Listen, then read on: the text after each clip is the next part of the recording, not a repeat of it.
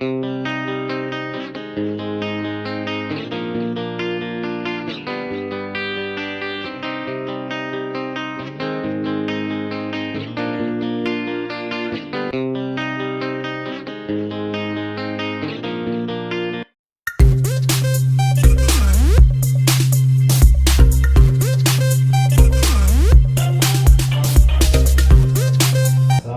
warahmatullahi wabarakatuh. Waalaikumsalam. Terima kasih atas kehadiran teman-teman. Kang Asep dari Bojong ya, jauhnya ketua GMBB, kemudian ada juga Kang Yuda Dawami, Abdas tokoh atau apa namanya aktivis mahasiswa Purwakarta. Kemudian satu lagi ada tokoh kita nih, mantan ketua Dewan Purwakarta, Bapak Awon Abdul Gadir. Dulu berapa periode nih? Dua periode. Jadi kita selalu memanggilnya Ami. Saat ini Ami ini aktif di GMPK, Gerakan Masyarakat Perangi Korupsi. Oke. Jadi mungkin ini apa namanya, salah satu kegiatan PNC, aktivitas PNC. Biasanya kita beraktivitas talkshow di secara tatap muka ya, di kafe atau di hotel. Tapi karena ini bulan puasa, mendingan kita podcast aja dulu. Tapi tidak mengurangi apa namanya substansinya gitu.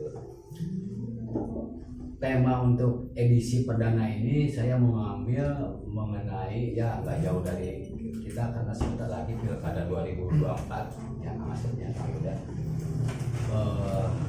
banyak hal yang menurut pengamat politik ini menarik karena ada dinamika di Pilkada 2024 ini.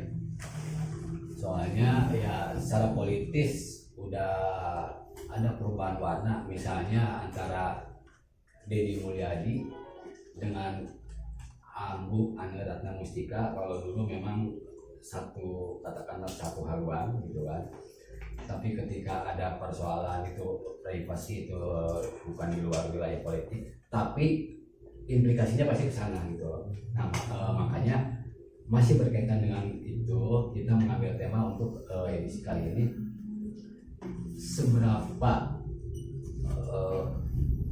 besar sih kadar elektabilitas Ane atau Ambu ya di 2024 dan Pilkada 2024. Jadi itulah yang kita sambil ngobrol ya, ini bentar lagi maghrib aja kita ngobrol non formal aja sambil menunggu buka puasa. Jadi saya pengen tahu dulu nih, misalnya dari Kang Yuda. Yud, untuk 2024 Ambu ini menurut Yuda masih punya nggak elektabilitas untuk ikut kontestasi di 2024? Makanya. Baik, terima kasih Kang Tatang atas undangannya untuk melihat hal itu gitu kan, soal Ambu Ane untuk melihat atau menakar elektabilitas di Pilkada 2024. Saya kira Ambu Ane cukup bisa Pak, karena secara kita lihat dalam tata kelolanya pun masih hari ini masih kita lihat bahwa ukuran elektabilitas bisa dilihat daripada aspek kebijakan kan. Jadi kalau saya melihat dari pandangan objektifnya kan, hari ini kan beliau banyak beberapa hal yang untuk menjadikan legasinya, terutama dalam persoalan tata kelola pemerintah gitu. Yang hari ini memang kita lihat ya, mungkin kalau dari sisi positif dan sisi negatifnya kita bisa diskursuskan gitu kan.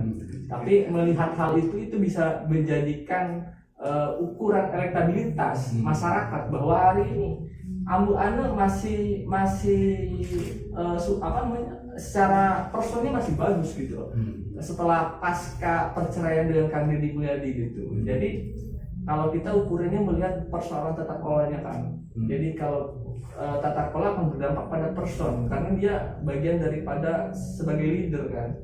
Jadi saya kira masih bagus di masyarakat, dari beberapa yang saya lihat di masyarakat pun gitu kan, masih punya ini ya elektabilitas. Ya, melalui Nah, riset kecil. tadi Kang Yuda bilang bahwa dilihat dari tata kelola. Bisa lebih spesifik nggak, lebih konkret nggak, tata kelola apa yang bisa dikatakan bagus di rejim AMU ini? Jadi saya kira gini kan, tata kelola yang baik adalah tata kelola yang memang sesuai dengan harapan masyarakat gitu. Iya. Tentu itu. Yang kedua adalah bagaimana hari ini Abu Ana dalam menyelesaikan masa jabatannya gitu. Sejauh ini kan yang saya lihat tidak ada hal-hal yang kontroversi ataupun yang memang menjadi problem di masyarakat. Itu yang menjadi poin kan. Ya, ya. Yang kedua adalah ya memang kalau secara person dia dalam membawa kepemimpinannya dia bisa mendapatkan beberapa contoh lah kan gini. BPK beberapa kali dapat WTP kan. Terus ada beberapa reward, itu kan sejalan dengan kenaikan tata kelola yang baik gitu kan. Itu intinya. Oke. Mungkin pertanyaan yang sama atau ya selain pertanyaan yang juga saya ajukan ke Kang Asep, boleh Kang Asep juga menanggapi apa yang tadi disampaikan Kang Yuda. Assalamualaikum warahmatullahi wabarakatuh. Waalaikumsalam. Terima kasih ya Kang Tatang atas undangannya, dan juga orang tua saya Ami alhamdulillah sudah hadir, dan aktivis mahasiswa ya, saya sebut aktivis mahasiswa Purwakarta. Kang Yuda alhamdulillah juga pada kesempatan hari ini bisa hadir dan sudah menyampaikan pendapat beliau. Kalau saya kebalikannya Kang Tatang ya, kebalikannya kalau saya elektabilitas Abu Ana ini justru akan menurun kalau menurut saya. Bisa dilihat dari medsosnya saja, beliau ini komentarnya dinonaktifkan. Itu bisa jadi ukuran. Bisa jadi ukuran. Karena kalau kaitannya dengan elektabilitas gimana? Begini, nanti kan akan kelihatan pro kontranya. Ya. Dalam komentar tersebut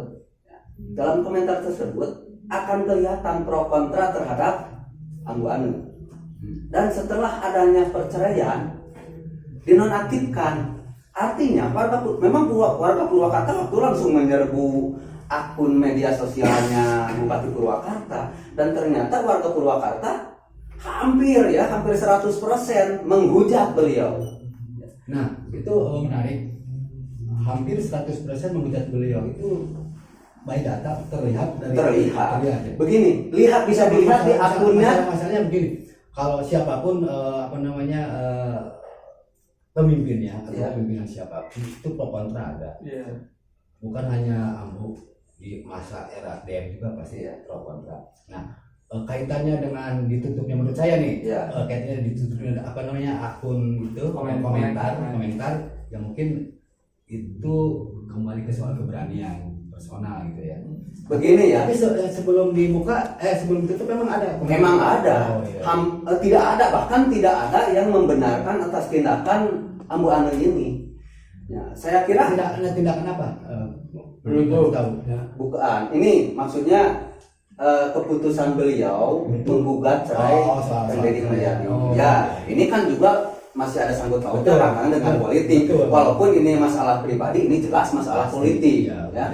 Ya, politik. Mungkin tadinya berharap Abu Ana ini ya dengan keluarnya dari Deddy Mulyadi, dari lingkupnya Deddy Mulyadi gitu ya, akan lebih naik elektabilitasnya. Ini malah kebalikannya kalau menurut saya. Bisa dilihat di akun medsosnya Deddy Mulyadi. Itu banyak sekali yang menghujat. Bahkan saya bilang tidak ada yang mendukung Abu Ana, padahal di sana ada warga Purwakarta. Ya. Oke. Terus tadi Kang Yuda dibilang bahwa soal tata kelola udah baik, tidak ada kontroversial. Terus dari sisi ini juga dari BPK wajar tanpa banyak reward itu WTP zaman waktu masih dengan Deddy Mulyadi masih ngadi kan. Maksudnya begini kan, persoalan tata kelola ini kan ataupun persoalan kekuasaan ini harus dilihat daripada objektif ataupun maksud saya seperti ini. Jadi Kang Deddy ini ada maksud baik untuk keberlanjutan pembangunan tata kelola yang beliau bangun gitu loh, ya. Akhirnya sekarang ini memang tidak berlanjut, ya. Pertama, ini saya data dulu ya. Maaf nih Kang Yuda ini. Pertama karena COVID, ya. COVID otomatis kan tata kelola di Purwakarta berubah karena anggaran banyak digunakan untuk penanganan COVID, ya. Nah, setelah COVID terjadi seperti ini. Jadi ini sekarang tidak bisa membangun Purwakarta secara utuh kalau menurut saya. Bahkan kalau lihat di desa-desa, ya, di desa, bahkan di Bojong lah, tidak sampai pembangunan ini infrastruktur ini rusaknya ini hampir 99% kan katanya. Bahkan hampir itu jadi gini kan, kita kan kalau berbicara tentang kasuistis atau diinventarisir itu kan subjektif kan. Kita harus melihat pada persoalan data yang bisa dipertanggungjawabkan. Kita lihat daripada Purwakarta dalam angka.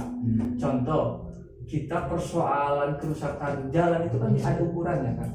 Berapa kilo, berapa itu kan kalau berbicara tentang persoalan itu 1 kilometer aja kita bangun opini kan itu bisa berkembang. Kalau kita lihat dalam persoalan data berapa persen angka kerusakan jalan itu infrastruktur yang memang dibangun oleh Ambu Ane Ratna Mustika sejauh ini kan kita bisa lihat pandangan yang objektif begitu. Jadi kalau saya lihat dalam Purwakarta dalam angka dibandingkan kerusakan dan yang bagus dan kurang bagus itu jauh banget. Kalau nggak salah 500 km itu baik sekarang, bagus lah. Pokoknya sesuai dengan sesuai dengan bisa digunakan dengan semestinya gitu. Alhamdulillah dari 1000 meter itu sekarang cuma ada perbaikan tahun ini ya. Tahun kemarin tahun 2022 cuma ada 100 meter. Jadi begini 1000 meter, 100 meter, jauh lagi beberapa kilometer, itu kan hampir 8 kilometer, cuma dibangun 500 meter. Itu pun yang paling banyak itu jalan provinsi dan di desa pun itu oleh dana desa. Tidak ada kalau menurut saya ini anggaran dari kabupaten. Oke. Sebelum lanjut ya, kaitannya dengan infrastruktur terus dengan APBD, kebetulan ini pegawai APBD juga. Soal infrastruktur nih, tadi dikatakan soal katakanlah jalan gitu kan, jalan provinsi dan sebagainya, soal perbaikan. Mau komentarin nggak soal yang kaitannya dengan rezim yang antara rezim DM dengan rezim Ambu yang sekarang berlangsung, seperti apa? Yang melihat. Assalamualaikum warahmatullahi Salam. Bapak Bang Asep, Bapak Medan, saya hormati alhamdulillah. Hari ini kita bisa berami dan juga dalam badan sehat. Ya, terlepas suasana Ramadan ini banyak hal yang bisa dilakukan. Hal seperti ini juga suatu hal yang positif dan juga suatu amal ibadah juga. Ada yang orang sedang tadarus, ada yang orang sedang majlis taklim dan sebagainya. Baik, berkaitan dengan suksesi ataupun juga kepemimpinan. Kalau bicara masalah plus minus untuk manusia itu tidak ada yang kekal dari plus minus. Kemudian tadi disampaikan kaitan masalah indikator kaitan pembangunan mana yang objektif mana yang tidak objektif. Kemudian juga kaitan masalah infrastruktur yang sebatas yang tidak sebatas kesemuanya juga kita harus lihat secara profesional. Saya di Dewan 10 tahun di Komisi 4 tidak pindah-pindah bisa sendirian, tidak pindah-pindah di Komisi kan dulu tahun ini yang pembangunan anggaran dipertahankan di ketua Dewan dulu. Jadi 10 tahun itu saya unggul ciding-cidingnya batu putar tahun di sini 2 tahun kemudian masih bidang dan musyawarah badan legislatif pindah di saya di anggaran 10 tahun di Komisi 10 tahun ini kan lupa. Bila-bila dan ketua juga kalian yang pindah gitu. Jadi minimal ya tahu persis dia kaitan bagaimana pembangunan yang ada di Purwakarta khususnya tentang kebijakannya dan juga kaitan dengan perencanaan. Karena pembangunan itu berangkat daripada dokumen, yaitu siapapun bupati yang terpilih dia melaksanakan amanat perencanaan dia sendiri. Jadi pada saat dia sebagai cabut itu bikin semua cabut undang-undang bikin. bikin dari pemimpin daerah teh, lagi bupati teh, oh jangan yang program itu bikin. Jadilah dokumen. Nah itu nanti pada saat dia terpilih dilegalisir oleh dewan, yang outputnya secara undang-undang adalah RPJMD.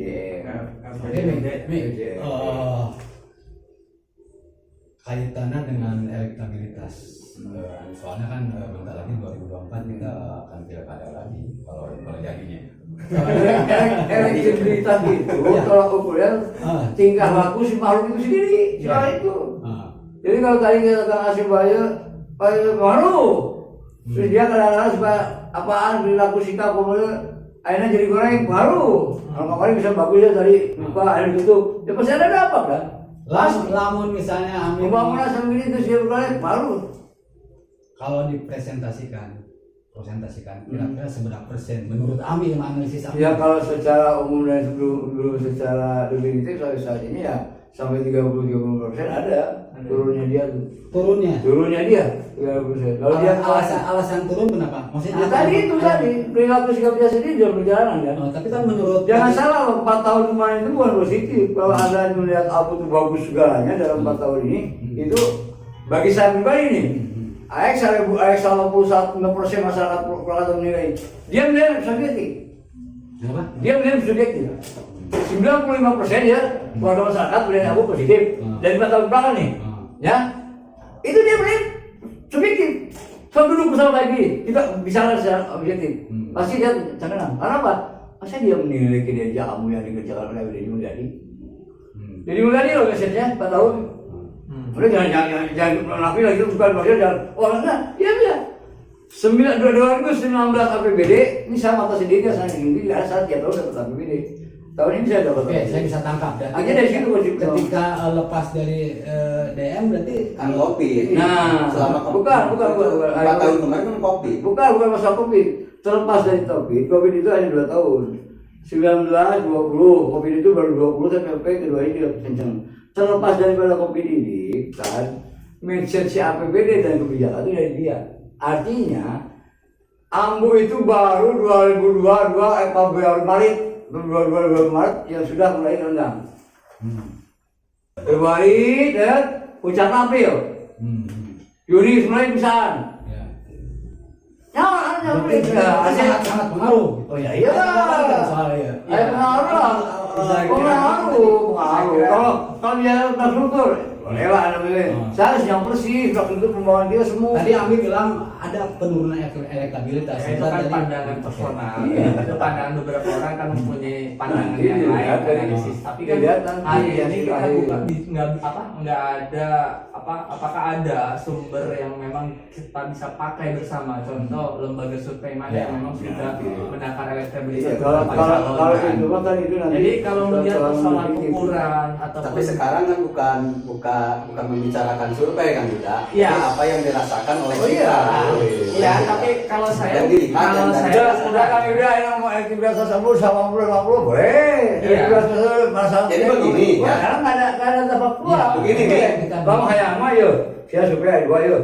Nah, bayar umum yuk. Sok. Begini, Amu Kasih lah. begini. Kemarin Amu ini menangnya cuma 200.000 kok. Apa ya? Iya, betul. 200.000. Yang kalah cuma 90 ribuan lah. Ya segitulah ya. 218.000 ya. 190 berarti sedikit. Dari 200.000 ini ya. Ini adalah pencinta DM. Iya. Kreasinya Deddy Mulyadi. Oke, ini menarik. Ketika 2024 tadi Kang Asep bilang bahwa elektabilitas Ambu menurun gitu. Ya. Berarti kan dia akan bertarung dengan figur lain seperti itu. Betul. Kira-kira figur lain ini siapa? Apakah misalnya ada yang direkomendasikan atau dapat restu dari DM atau dari figur seperti apa sih? Ini menarik. Aja. Ini menarik. Kalau sering menyimak medsos ya. Nah, ini jelas statementnya Saiful Bahri ya, atau Dinjen ya. Ini jelas. Begini kan, kata-katanya kurang lebih gitu. Kang Deddy Mulyadi ini sedih karena tidak ada yang melanjutkan. Nah, ya begitu kan? Begitu kan? artinya secara tidak langsung menjelekkan Ambu dong. Ya. Terus beliau berkata, saya ditugaskan untuk melanjutkan pembangunan yang kemarin tertunda. Nah, ya. Artinya Deddy Mulyadi akan merekomendasi jelas Saiful Binjai yang menurut saya itu untuk saat ini ya, karena berjalan waktu masih lama, 1 tahun lumayan. Ya, calon kuat. Kenapa? Karena Purwakarta ini kalau menurut saya masih dalam genggaman Deddy Mulyadi dalam tanda kutip ya. Boleh dibilang nggak bahwa siapapun yang ditunjuk dia itu yang jadi maksudnya Betul, gitu. menurut saya Jadi bukan dilihat bukan karena figur Binjai dan gitu. betul. Ya, saya kira beginilah Kang, Purwakarta itu kan banyak beberapa tokoh yang memang hari ini harus kita lihat gitu. Maksudnya kan barangkali ada gagasan yang lebih keren daripada Kang Deddy Mulyadi gitu kan. Selama ini kita terbayang dengan Purwakarta istimewa dan lain sebagainya. Saya kira kan banyak orang-orang yang hari ini muncul gitu. Mungkin ada agenda alternatif yang bisa kita bangun kan gitu. Barangkali kan contoh hari ini kita lihat dalam persoalan data saja, kita bersumber pada data. Dari kita komparasikan kekuasaan sebelumnya gitu. Dari gimana kurva statistik yang memang kebijakan sebelumnya dan hari ini gitu. Kan itu ada dari turun hingga naik gitu. Artinya kan kita bisa lihat secara objektif gitu, bahwa hari ini meskipun Amban tidak dalam bayang-bayang Kang Deddy Mulyadi gitu, dia bisa melakukan secara normatif gitu. Dia bisa melakukan apa saja yang memang sekiranya Purwakarta hari ini bisa kita bangun begitu. Mungkin ya begitu kan. Tapi begini, maaf ya. Justru saya mau minta tanggapan Kang Asep. Jadi ini agak bertolak belakang. Kalau menurut Kang Yuda ini, kamu bisa kok meneruskan gitu. Sementara tadi bahwa ini harus ada yang meneruskan. Nah, akhirnya ada seorang Binjen gitu loh. Tapi kata Kang Yuda tadi, kamu tanpa DM bisa kok gitu. Coba. Ini tadi kan saya datanya sudah dikasih. Iya. Jadi 200 suara Ambu Adi cuma 200. Oh iya. Artinya begini Kang Tetan. Yang 190.000 ini ya, yang kemarin ini Kang Lutfi ya, Kang Lutfi dan Janel Arifin, dan sekarang juga digadang-gadang akan mencalonkan lagi. Kalau misalkan Kang Lutfi dengan Janel Arifin pisah sekarang gitu kan, artinya suara ini ya kota tuh akan angker. Misalkan ya 15 siki, sini 8, sini 7. Gampang terus ngomong satu saya punya gampang lah ya. Si 10 siki, si genep, si 5 kan dia kemarin kan Dia kaitannya dengan soal angka itu. Selain kekuatan DM dengan Ambu, ada nggak di Purwakarta kekuatan lain di luar itu? Sementara ini kan yang muncul ada beberapa tokoh, ya kan Haji Amin juga mau nyalon sebenarnya, ya saya buka rahasianya. Hanya dia, Lutfi juga akan nyalon, semuanya kan dari PKS juga ada. Tapi biasanya udah, pokoknya itu udah begini dia akan mau nyalon, Oke. Ya, akan mau nyalon. Dengan catatan nih, dan populasi pilih. Hasil pilih, apa itu jadi ukurannya? Lalu PKS saya tadi dia bilang 78, saya ngambil cabut-cabut. Nasib begitu, bahkan arahan si Saan Mustafa gitu. Karena betul ya, jamaah besar borong sih. Itu sih nih, gimana harusnya gitu, bahasa Jawa. Waduh artinya gitu. Orang baru pas memang nasib kita sampai kagenap, minimal 5 genap ya, mungkin pertimbangkan loh bukan sahur. Gitu. Begitu pun kalau dari PKS langsung ini non, Amin sama. Kalau menang obat 5 dia juga akan maju. Artinya dengan figur ini. Nah kalau tokoh-tokoh lain ada muncul di luar itu ya, di luar politik ada Ivan, ada masalahnya sekarang. Karena ini bergulir sekarang, hanya minimal setelah Syawal ini harus muncul betul. Ya. Contoh minimal muncul ya. Walaupun tadi catatan dengan pilih, artinya dia ada konsolidasi. Kenapa sekarang spanduk Lutfi malahnya Aisyah itu nyalon di kota, tapi foto saya sih gak cawapres. Gimana ini semua? Sebelah kata Anies Lutfi, Anies itu bisa saya nggak cawapres itu. Itulah artinya sekalian dikasih diri.